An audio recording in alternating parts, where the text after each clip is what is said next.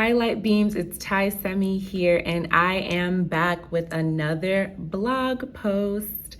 I wanted to start off by saying thank you guys so much for those of you who did tune in and watch the introduction. It meant so much to me. I know it was very long, but I just wanted to get all the, intro stuff out the way so that you guys, have some knowledge of who I am moving forward. So thank you guys so much for bearing with me as I embark on this new journey. Thank you so much for all the support. It means so much to me. And I am back this week with a new topic, and I'm just so excited. Before I dive into the new topic though, we're gonna do the look of the week. So this is the look of the week. And of course, I did record a video on how to do this look, and check out our Instagram if you want to see the step-by-step process on how to achieve this look. But just to give you some brief details, I did use Glow Pigment Messiah as always. I did use Glow Pigment Grace, and I am wearing a custom Dream Lash. So I hope you guys enjoy. I wanted to just show you guys how to do something that's like fun, artsy, out the box, but still very easy to execute. So again, if you want to see how I did this look, please get into our IG, and it will be on our Instagram. So we're gonna jump into the topic of the week. So the topic of this week is the importance of doing what you want. Yes, doing what you want. I was gonna name it I Said What I Said, or I Did What I Did, but all in the same family. I said what I said, did what I did, do what you want. That is what we're focusing on this week, because I think this is a very, it's very important to me, and it's manifested in my life in different ways. Every time I try to do something else, I always get back on the same track. So I just wanted to affirm some people and talk about my journey and why I think it's so important for me to do what I want. So just to rewind it back a little bit, as you guys know, Tai-Lite's been around for about 3.5 years now.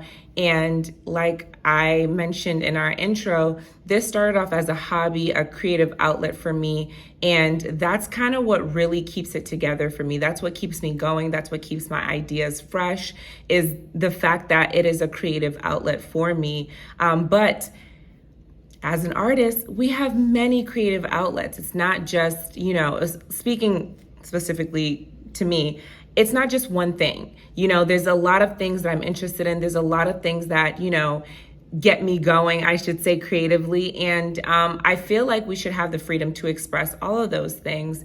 And as the business started to grow and I started to get into different grant programs, and I started to have amazing access to advisors and just people that could help me, and financial advisors and things like that, which has been absolutely amazing and life-changing, especially being that I'm a solopreneur and I'm coming from an artist background, doing a lot of these things for the first time. Having those types of influences are amazing.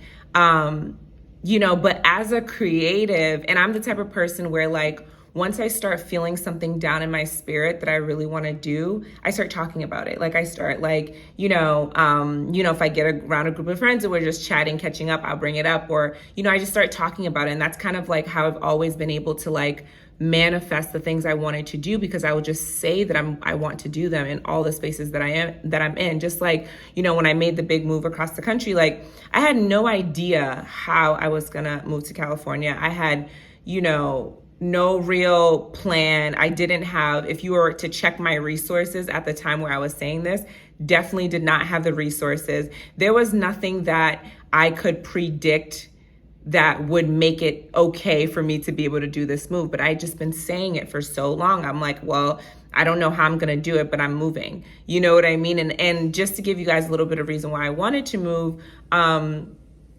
like I said in our intro video, I moved to New York when I was 17 years old. And it had been going on almost 10 years of me being there. And I felt like I just learned all the things I needed to learn. I had done the things that I wanted to do and not needed to do, because there wasn't a lot of things where I'm like, it wasn't like a checklist, like, I want to do this, that. And once that's done, I'm gone. It wasn't like that. But, it had almost been 10 years. I don't know. Oh my God, what is that song called? It's gonna be so funny if one of you guys have heard this, but I think it's called it's like one of those, like, it's like a motivational speech poem, but it's like in a song. And I think it's like either called like sunbathing or suntan or something like that. And I remember in this song, and I heard it years ago, like I literally would say like 6 years ago. And in a part of the song, it's like, it's a motivational song, but a part of it said, move to New York before, like, at least once in your life, but leave before it makes you too hard. Like, only stay for 10 years and leave before it makes you too hard. And it said, move to California, at least once in your life, but leave after 10 years before it makes you too soft.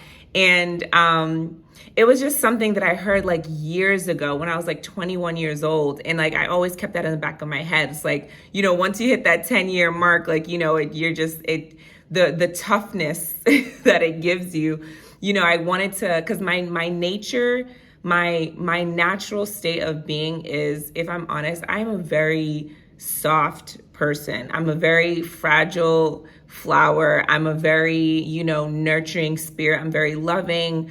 And not saying that I've lost those things over the course of the 10 years, but it's definitely shaped me. It's hardened me in ways that I actually needed. Like, I'm not going to cap and be like, oh, like, it didn't teach me things I actually needed to learn, because it did. It definitely taught me things I needed to learn. I needed to have a guard up with certain things. Like, I always say, like, New York made me. Like, I spent all my formative, like, I don't know what the technical formative years are, but I always say my formative years, whatever that is. My early adulthood, your early adulthood, when you're, going from young adult into actual adulthood, I spent in New York. So it taught me a lot of things, and it really toughened me up. It really, like, I definitely have a stronger sense of who I am. I definitely have a stronger sense of like what's bullshit and what's not. I definitely know how to maneuver in different situations. I'm definitely more alert and aware when it comes to like safety things.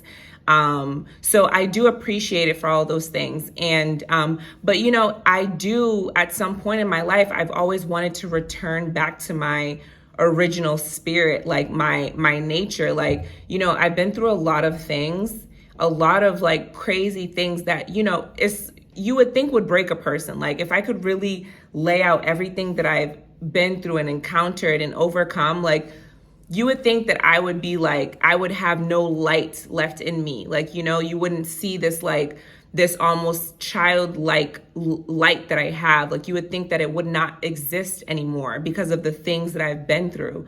But by the grace of God, I still have that. I had always had that resilience where, like, I still kept that purity, even though I had seen so much evil, experienced so much darkness. There was still a purity that I've always been able to maintain. And not because I'm special, not because I did anything. It really is just because of my relationship with God. So, but, in factoring in wanting to move, I kind of wanted to just like be in a place where I can release that guard a little bit, where I can be more of my natural self in my natural being more often. Yes, I'm still, you know what I mean? I'm still a smart girl. it's not like I'm walking around in California like la la la la la, rainbows and berries and butterflies and I'm still smart. I still got my wits about me, of course, but I wanted to be in an environment that was more conducive to me releasing those layers and just being comfortable in my femininity and not having to be so hard all the time. So that was what really, the reason why I really wanted to move. And I didn't expect it to be this like spiritual awakening and breaking down to build up. I thought it was going to be a lot cuter than it has been. But God will do what he wants. But, so yeah, so I was saying that to say, with the move to California, it was one of those things where I just did what I wanted. It's something I had been saying over and over and over again for years. I was going to do it in 2020, but then COVID happened. So after readjusting to life after COVID, like I started, and and then the things that I had gone through after COVID and readjusting my life, I got that spirit back again, where it's like I wanted to move to California. So I did it. And, the resources eventually came. God held it down as per usual. The resources came. The path was paved for me to do it. So I have maintained, and I always have, I'm saying this for anyone who feels like this so they don't feel alone, even though I'm not proud of this. But even though God has showed up for me numerous times, all the time, always shows up and shows out, I always still have doubt. So if you're going through that where you still are doubting your next move, or you're still doubting, the leaps of faith that you're taking, I'm here to tell you it's okay. I still have that too. I still have that fear of failure. I still have that fear of fucking up, or messing. Maybe I shouldn't swear. I still have that fear of messing up. I still have those fears. So it's okay. I just do it scared. I just, even if I don't have the resources, I don't have this, I don't have that, I just do it without those things, and I do it scared. So I'm here to tell you, you can still do it, baby girl or baby boy. You can still do it, even if you're scared. So back to Tai-Lite. And so I have these advisors now. I'm building this brand. Of course, we are still very much a discovery brand. We're still looking to be discovered on a larger scale. So, when I would bring up to certain advisors, such as certain peers, the other things that I wanted to do with the business, of course, I was advised to stick to what I have right now, what's going on, because I'm still a discovery brand. So even when it came to launching new products, I was always advised yes, absolutely, but maybe take some time. Don't be in a rush to launch new products. Stick with what you have. Let your target audience discover what you have because of financial reasons. So I want to make this one thing clear before I continue. What these advisors were saying from a business perspective is 100% correct. 100% good advice, 1000%. Yes, absolutely. Because in order to launch something new, that costs money. I don't think people realize, because we don't talk enough about the journey to entrepreneurship and what it's really like. We just see the brands when they already pop, or we see brands from people who already have, the resources and the financial backing. So we don't realize how tough it really is to start a brand. It is very hard. And even when you start to generate revenue, a lot of that is still going straight back into the business. So there's a huge difference between revenue and a profit and a return on there's a huge difference between revenue, profit, and a return on your investment, meaning being able to actually pay yourself. That's a huge difference, because I remember when things started happening for our brand and we started getting into larger retailers and stuff like that, I had people in my family, or just people you should be good. You don't have money, you're doing this. And I'm I don't think they understand. A lot of people don't understand how much it costs. A lot of the time, to the first few years of your business, it's more of an expense than a profit. And of course, there are those brands there's exceptions to every rule. There's those brands who blow up overnight and all this and that. But I'm trying to build something that has longevity. I'm not just trying to pop on a trend that's going to die out in 6 months.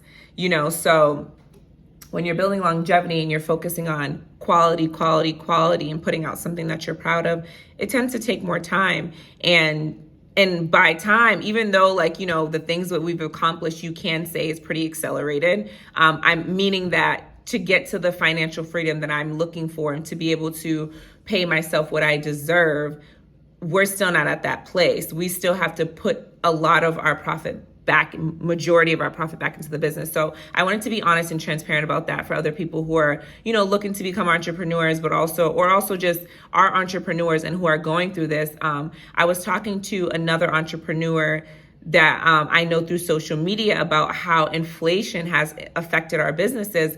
Another thing that people may not realize, everything is going up, including the materials that we need to make the products that our customers love. So the materials are going up as well. So it's especially when you're a small business and still a discovery brand, I don't want to raise my prices at all. I don't want to at all. But the materials, in order for me to make my products, are going up. Inflation is happening to all of us. So it's becoming a lot harder. The margin is shrinking and shrinking and shrinking for a lot of entrepreneurs if you're not raising your prices, or you're not finding different ways to generate income, or, getting grants and stuff like that. So that's something to consider. Have some grace.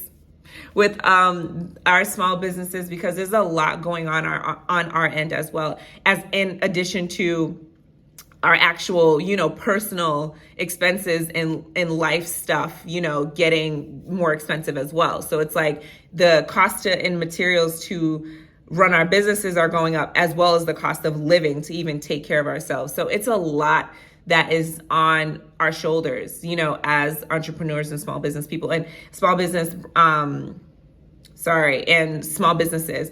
And in addition to that, the most valuable thing in the world is time.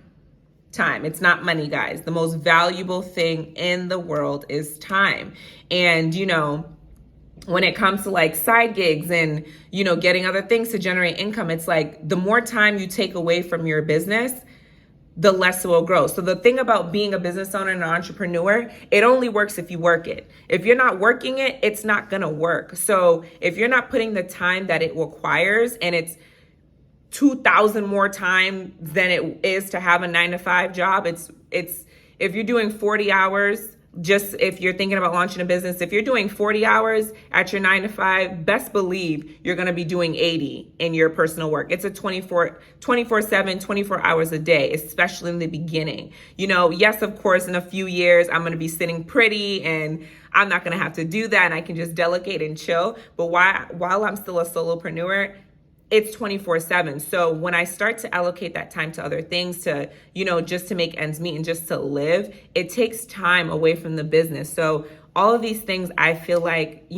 just to be transparent, need to be considered. And I just want people to understand, this is why the prices are the way they are, especially if you're an entrepreneur like me who makes all of your products in-house. Like, I want you guys to understand my heart and soul are going into these products. I am making them, not some weird looking man in a factory or on a conveyor belt and a machine is just doing it. No, me, I'm doing it. I have the lab inside my house. I am doing it. So I want you guys to know it's really made with love and, with a lot of care and a lot of attention. So that's why things have to be priced the way they are, and also just the quality, of course.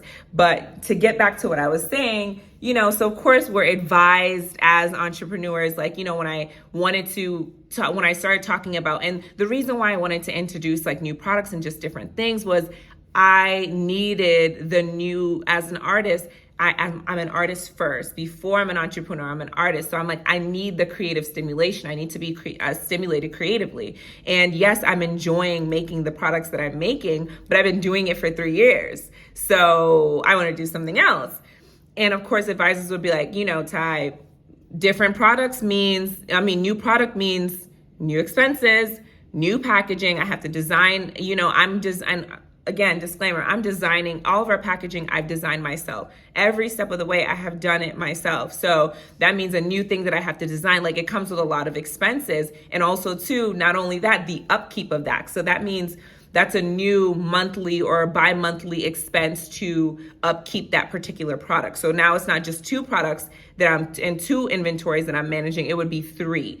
And, what that would actually look like. So, when they're telling me these things and kind of checking me, I'm like, you're absolutely right. It's true. You're absolutely right. Especially when we're still trying to gain more capital currently. So I'm like, you're absolutely right. But from my business mind is like, yes, they're absolutely right. But my creative spirit is dying slowly because I'm like, I really want to, I really want to do something else. Like, I really want to, not necessarily, it's not like do something else, like do away with this. I just want to add more to it.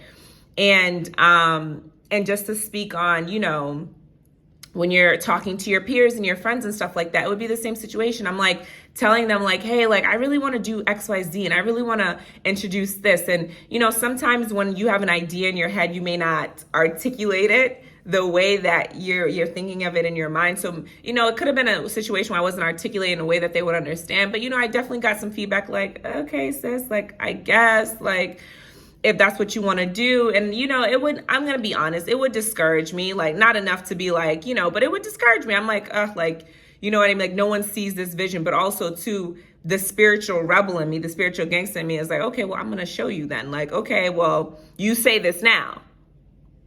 Keep that same energy type. But having those conversations, and at the time that I was having them, were discouraging for me. And it was like, well, damn, like, so to be honest, that kind of contributed, along with a lot of other factors that I was going through in my personal life, but that kind of contributed to me, taking a pause on the business for as long as I did. Like, I don't know if a lot of you noticed or not, but we didn't post on the Tai-Lite page for maybe 6 months or longer.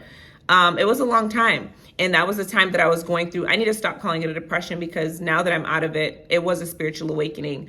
And I needed that isolation, like I said, to really be able to hear myself, and to hear what I wanted, and to hear my spirit. So when I was going through that, a part of that as well was like, well, I don't know if I want to do this, because I'm feeling creatively stifled as well. Like, I feel like I'm not, at that time, at that moment, I wasn't into makeup as a creative outlet. I just wasn't. Like, I'm just going to keep it real with you guys. Like, when I wanted to do something creatively, makeup or making a product wasn't what I was, it wasn't what I was feeling at the time. I wasn't feeling that at the time. It's not that I wasn't feeling beautiful or anything. It's just, I didn't even care at that time. Like, I didn't wear makeup for months. Like, I was just like, I don't care. So being that I was going through that, and I already felt stuck in my business, and I didn't have that creative, push to create something for my business in terms of makeup. I was just stuck. So I just didn't do anything. I just didn't do anything in pertaining to the business. I was like, you know what? Like, maybe this isn't for me. Like, maybe I can just be a regular girl, like I was saying in the intro. It's so funny now that I think about it. Like, there's so many phases in my life when I'm like, maybe I'll just be a regular. And there's no shade to, I feel like if you're living in your passion, no matter what that is, some people's passion is what they're doing as a 9-to-5. So no shade to that. But, I was thinking like, maybe I can just go that route. And every time I try to go that route, I always get rerouted back to where I'm supposed to be. But, that's kind of what I was on. And so it led me to really talk about this today, and really talk to you guys about how the importance of doing what you want. Because I decided, once I was clear out of my spiritual awakening, and I was seeing things clearly again, I'm like, no, I'm going to do what I want. Not just what's, the business thing to do, what's right in business, because I'm not on just an entrepreneurship journey. I'm on a spiritual journey. I'm on the path to my purpose. There's something bigger. This is bigger for me than just wanting to start a business and make a quick buck. I'm trying to leave something behind for the next generation, for my future children. I'm trying to leave, I always call it like a Bible. I want to leave them like a Bible, something raw and something real that they can see, and, see the natural progression of life. So in order to do that, I have to feed my spirit. I have to do what I want to do. It's not selfish. It's empowering. You have to do what you want to do, guys. You have to feed your spirit and do what you want to do, because think about it like this. I was watching one of like my spiritual advisors, and he was saying like, we spend, again, and this is not the people who are working a 9-to-5 in something that they love and that they're called to do, and that's fulfilling them and they love to do it. No, but for the people who are doing something that they hate, we spend 5 days a week doing something that we hate. And let me rewind. So the reason why he was even bringing this up, because he was saying like, why do people who like, hate their lives say, thank God it's Friday? Why are you excited for Friday? Why are you excited for Friday when you spend 5 days doing something you hate, just to have 2 days, and those 2 days you're drunk and drugged? He said you're drunk and drugged the whole 2 days, just to go right back to doing something you hate. Why would you do something you hate? And it's not, and I'm a realist, so I'm not going to be like, oh my God, like when Beyonce told everybody to quit their jobs. That's not even what I'm talking about. I'm talking about whatever path you choose, it's going to be hard. And the longer you take to start doing what you want to do, the longer it's going to take to get to the point where you find financial freedom in it.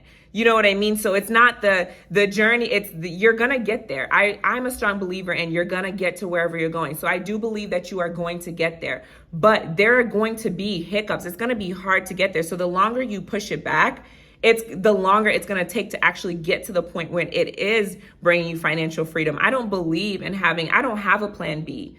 I don't have a plan B. I don't have a plan C. This is my purpose and I'm walking in it, because if I have all these other plans, I'm never going to fully commit to what it is I want to do. And it's going to be hard. It's not going to be easy. It's not going to always be sweet. I'm not going to always have the resources, the technology, the team. I'm not. But the longer it takes me to actually start walking, the longer it's going to take for me to actually get to where I'm going, or get to, and it's a journey. Like, the whole process is beautiful, but the longer you push it back, the longer it's going to take. Either way, you might as well step out on that leap of faith and figure out how to generate revenue doing what you love. Like, do what it is that you want and figure out how to generate revenue doing it. Whether that's while I'm doing it, I'm doing something else on the side that's still within the family of what it is I want to do. But make sure that thing isn't taking up all of your time, because time is the greatest currency. Time is up here. Money is down here. Time is way above money. So, make sure, and, with the way things are going now, there's so many online jobs that you can get. There's so many ways to work smarter and not hard. And I'm here to encourage you to do what you love. You have to do what you love and start doing what you love, because the more you put yourself in uncomfortable positions to do what you love, the more that creative mind of yours, because we all have one, will start to think of ways to make sure you are generating income to do that. And especially, I say this, especially for us while we're young, while we don't have, the older you get, the bigger your responsibilities get. And I'm not saying, us in our 20s don't have responsibilities, because my responsibilities are big, baby. Like, I have big responsibilities. I got big girl bills, but, thank God I started on this path at 21. Like, you get what I'm saying? I didn't, or 20 years old, or damn near 17, honestly. Like, thank God I started out on this path like early, because all of these stages are still going to have to get hit. Like I said, there's exceptions to every rule. I know people who have, stayed, and I'm not saying that, you could stay in your job and, build yourself a savings. Like, there's a million other ways to get to the point that I'm making, but I hope that you guys understand the point, which is to do what you want. That is the goal, to do what you want. However, by any means necessary. It's your plan A, B, C, and D. What you want is worth having. You deserve to have it, and you can have it, especially in today's society. There's no greater time to work smarter and not harder and to do those things you want. You just have to start now with what you have. So I say all this to say, guys, I had this revelation for myself, and I decided to do what I want. And one of the things that I love and that I talk about, if you know me personally, you know that I talk about this all the time. I love home decor. I love decor. It's another art form for me. I love interior design. I love home decor. I just love those things. And it's something that for the last year has been my primary, like, when I think of wanting to be creative, that has been like the first thing on my mind to want to do. But I've been pushing it off, because I'm like, you know what? Tai-Lite is a discovery brand. We have to stick to, what we know, stick to what works. We can't confuse our target audience. And I'm not saying all of those things aren't true, but I'm just following my spirit. And I did a thing. And the thing that I did was, I started Tai-Lite Home. So what Tai-Lite Home is going to be is different home decor things that I love and that I'm creating. So instead of talking about it, I'm just going to show you. So here is our Tai-Lite Home wine glasses. So they're hand-painted wine glasses by me. Isn't it beautiful? I'm just going to take a sip in celebration. Let me just take a little. This is Chardonnay. So in celebration today, cheers to doing what you want and creating what you love. I think I'm going to call her, I want to do her, like, she's giving me Hawaiian, so I'm giving her Aloha, I don't know, something Hawaiian. She's going to be named something Hawaiian. And cheers to that. And, I'm going to just do what I want and follow my heart. I'm going to take another sip.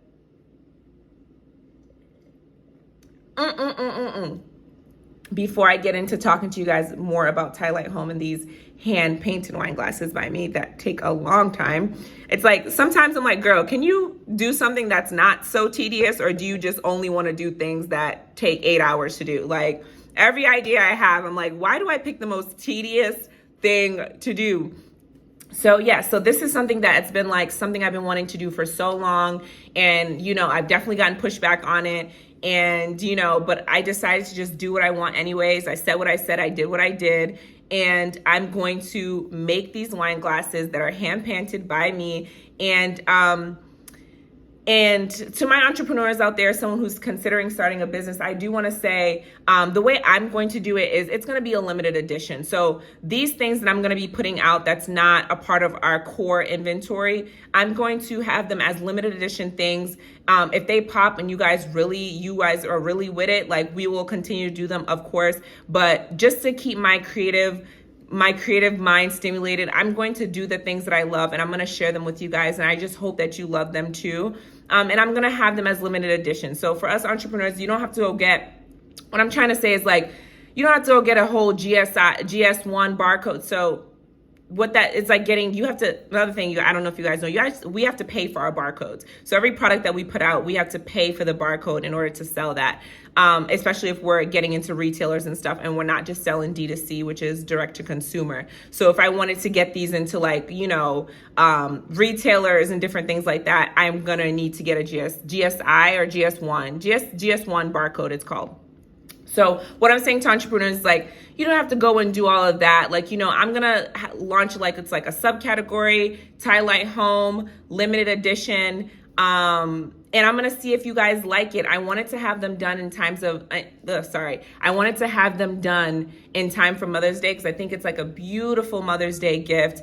And we have 6 different designs right now that I'm going to be launching. This is another one that you guys could see today. Isn't it so cute? I'm like so obsessed with these guys. And I know, I'm so obsessed. So these are the 2 that I just wanted to show you guys today. Sorry for the lipstick smudge and all that. But we're launching 6 different designs.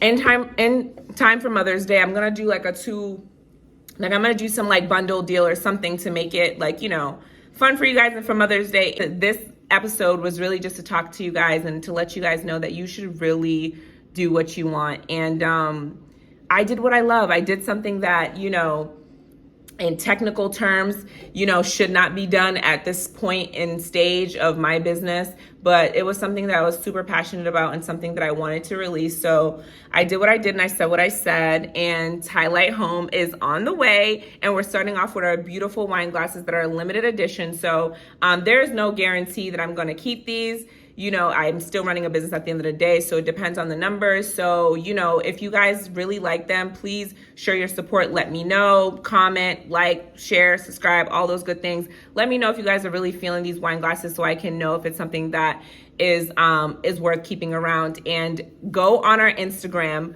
to see the other designs. Go and follow Tai-Lite, Tai.Lite on Instagram. I will have the information below, but follow us on Instagram so you can see all 6 of the designs. And I really hope you guys like them, and I really hope that this is a good idea. I'm really excited about it. I think they're so cute, and wait till you guys see the other ones. Like, these are like 2 of my faves, and it was like I was just feeling this vibe today. But there are 4 other designs that we'll have for you guys, and I really hope that you guys like them. And I think it'll be a great gift for moms and something special and cute. I'm considering, like, if it really hits off and people really, you know, like it, you know, Tai-Lite is all about personalization and customization. We'll do customs, and we'll have like different templates where you guys can kind of design your own wine glass and, you know, purchase them that way. So that's kind of like future talk if you guys are feeling it. So if you're feeling it, please show your support so that I know and can prep and start doing those things. But I wanted to talk to you guys today about doing what you want. Now, before I let you go, there's one thing I wanted to talk about that I saw that I wanted to just spill some tea on. So, completely unrelated, but I wanted to talk to you guys about, because I saw a video of a, maybe I shouldn't have. Okay, so I saw a video of a scientist saying, you know, someone asked a scientist, a talk show person asked a scientist, do you believe that there's a God? And the scientist said, in order to believe that there's a God, you would have to believe that he is all-knowing and all-loving. And based on what we've seen in society and humanity, he's not. The point he was trying to make, he's not all-knowing and he's not all-loving, because, you know, one point he said like 1.4 million people died in an earthquake in Haiti, and 1.2 million people died in a tsunami somewhere else. And, you know, so he was like, clearly that he is not all knowing and not all loving if these things are taking place. And we've all heard people say things like this before. And I just stumbled upon the video and I went into the comments and people were like, yup, like, you know, like wise man. He also, again, this is the scientist. So he also gave a bunch of other scientific reasons. Well, no, those was his main reasonings, but he had all his little scientific terms and he hit us with the science of it. You know, I'm summarizing what he said, but he said it in a more sciencey way. And it just really got me thinking, because I was like, wow, like I was really thinking about it. And I usually don't speak up on I don't really like speak up on what's going on on social media. You know, I've never done that. But I wanted to talk about this today because I wanted to, you know, talk to the people who are like me, who, you know, who maybe need to hear this. And I just wanted to say some things and kind of comment on that, because the first thing that came to my mind when he said that, I was like, wow, like the lack of accountability human beings take on certain topics is so funny to me. First and foremost, what I wanted to say about that, which is, again, I don't think we realize that we have free will. I don't think we realize what that entails. I think it's kind of like you wanted your cake and eat it too. Like, you know, I don't think we realize that we have free will. So just as much good exists, evil exists. Yes, God is working, but the devil is also hard at work as well. And we have free will as human beings, as humanity, as a society, to choose what we believe in and to choose how we live our lives. So, but we all know that argument. So I'm not going to spend too much time harping on that. But what I really wanted to harp on was knowing that we have free will. The lack of accountability human beings take on our actions is so funny to me. We take no accountability on what we've done to the earth, but we're blaming God for natural disasters, but we take no accountability on what we've done to the earth. We think that we are the only things that are alive. We are not the only things that we're alive. We think that we're the only things we're the only thing that holds importance. We are not. Long after we're gone, the earth still exists. Our little 80 years is a drop in a bucket for the ocean, right? But we don't think of it like that. We don't think of Mother Nature being alive. We don't think of the earth as being alive. Let me give you an example. Eat hot Cheetos and Taco Bell and drink, I'm not good at my liquor, so I'm just going to say Hennessy. Drink Hennessy or any like liquor, hard liquor straight for a week. So I'm talking about Taco Bell 3 times a day, hot Cheetos for snacks. The only thing you're drinking is Hennessy for a week. Now what's going to happen? I know you guys don't want to hear me say this, and I usually keep it cute, but what's going to happen? You're going to have explosive diarrhea. Are you not? Are you going to not have explosive diarrhea if you put Taco Bell, hot Cheetos, and Hennessy in your body for a week straight?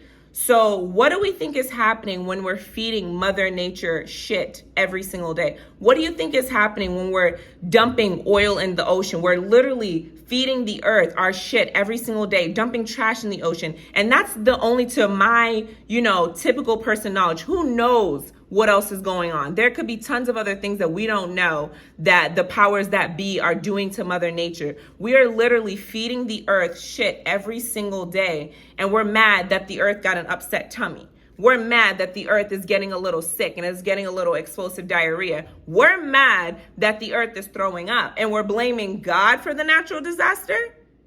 What do you think is going to happen when you keep putting in the earth something that does not belong there, when you keep taking things that you have no business taking, when you keep on taking and taking and taking and taking and dumping? What do you think is going to happen? Just like your stomach is going to get upset, and your body as a living organism needs to get that waste out of it, It's the same thing for the earth. So we can't blame God for natural disasters that we could be causing. We're the ones who are putting shit in the earth for not eons, not just a week. Like, okay, you just feed your body a week and your body can't handle it. Imagine years and decades and decades and decades of polluting the earth, treating it poorly, cutting shit that we should not be cutting, putting things that it doesn't be, putting trash in the water. And now you're going to tell me, as a scientist, you're going to tell me that there can't be a God because there was a natural disaster, because the earth got a little upset tummy and it had to yak? You're not going to tell me that. Mind you, y'all messing, like, let's keep it a buck. I'm no scientist. My little chemistry, the extent of my little chemistry is when I make my little products. I'm no scientist, so I may not have the terms, the correct terms to use, but you guys get what I'm saying, where I'm going with this analogy. These people, these same scientists who are literally telling people that there isn't a God because there's, natural disasters, are the same ones who are fucking with the earth, moving plates, causing earthquakes, doing all types of shit to mess with the earth and to mess with the natural flow of things. These are the same people who are telling us there is no God. Like, we don't have free will. Like, we haven't imposed these things on the earth. So now it's God's fault that these natural disasters that are happening. It's not our fault. And I'm like, the nerve of the scientist who's telling the average person, because it's not the people, of course we play our part. We try to do our little recycling, whatever. But it's not the average person, the average accountant who's going to work and coming home who are doing this. You, the scientists, and all those people in the powers that be, you guys are the ones who are in the 1%. You guys are the ones who are doing the bulk of, the ruining of the earth. So I just thought he had a lot of gall, to then say it's God's fault and to take zero accountability. And I just think humanity, the lack of accountability is funny to me. It was comical. And I just wanted to speak on that a little bit, so definitely not something I'm going to debate. Or, I just wanted to say my piece about that. So, like, for, people who hear these arguments and, I just wanted to say that just because I don't want people who get clouded, and, it's easy to hear these things and be like, and think that there really isn't a God and really think of it that way. But I just wanted to give a different perspective and maybe challenge a little bit of our accountability and how we're actually, playing a part in some of the things that are happening in the world. So I wanted to touch base on that. That has nothing to do with doing what you want. I just wanted to say that because I was really looking at him like, really, sir? So I wanted to say that, but just to reel it back in, and because the topic was to do what you want, do what you love. I said what I said, I did what I did. Let's talk about the beauty. Let's wrap it up with the beauty in doing what you want. So guys, the beauty in doing what you want is you may not see financial freedom right away, right? You may not see financial freedom right away. You may not see, like I said, you may not see financial freedom, by the way, but your spirit will be free. You will be happy. You'll feel a sense of ease on the inside. The beauty in doing what you want is it honors yourself. You're honoring your being. And when you honor yourself, you tell the universe that you can handle more. The universe is going to give you more. And when the universe sees that, listen, you honor yourself, you listen to your intuition, you trust that gut feeling, Holy Spirit, whatever you want to call it, you trust that, and when you trust that and you walk by faith and not by sight, there's only good things coming for you. So guys, do what you want and do what you love. There's beauty in it. And it's going to be hard. It is not going to be easy. I am walking testimony that it is not easy, but I have never felt more free than I do right now. So thank you guys so much for tuning in for the second episode of the Tai-Lite Beauty blog. And I hope you guys enjoyed, and please remember to like, share, and subscribe. And I'll see you next week. Bye.